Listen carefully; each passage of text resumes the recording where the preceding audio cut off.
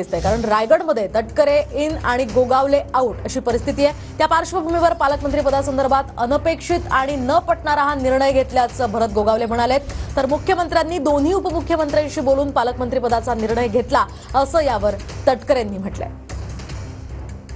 आमचे 6 आमदारांनी मुख्यमंत्री उपमुख्यमंत्र्यांना कळवलं, सगळ्यांनी भेटी घेऊन सांगितलं।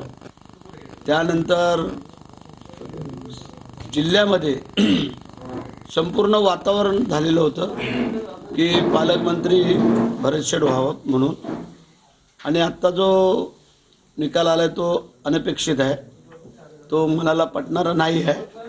परंतु ठीक आहे, आता जे काय आमचे नेते एकनाथ शिंदे साहेब जो निर्णय घेतील, जो असेल तो आम्हाला मान्य करावा लागेल। माननीय मुख्यमंत्री महोदयांनी दोन्ही मुख्यमंत्र्यांजवळ चर्चा करून पालकमंत्र्यांच्या संदर्भात जो निर्णय घेतला, शेवटी सरकार 3 पक्षाचं चालवत असताना काही निर्णय हे वरिष्ठ पातळीवरती घ्यायचे असतात। ते निर्णय माननीय मुख्यमंत्री महोदयांनी घेतलेले आहेत। त्याचा आदर ठेवून सर्वच पालकमंत्री आपापल्या जिल्ह्यामध्ये निश्चितपणाने आता कामाला सुरुवात करतील। तर भरत गोगावले यांची ही प्रतिक्रिया आपण या ठिकाणी पाहत होतात। पालकमंत्री पदाबाबत अनपेक्षित आणि न पटणारा निर्णय असं भरत गोगावले यांनी म्हटलेलं आहे। तर त्याच्यावर तटकरेंची सुद्धा प्रतिक्रिया आली आहे की वरिष्ठांच्या निर्णयाचा आदर ठेवून पालकमंत्री पदाचं कामकाज जे आहे ते आता केलं जावं। पालकमंत्री पदाचा निर्णय जो आहे तो त्यांनी चर्चा करून घेतलेला आहे असं तटकरेंची प्रतिक्रिया या ठिकाणी आलेली आहे।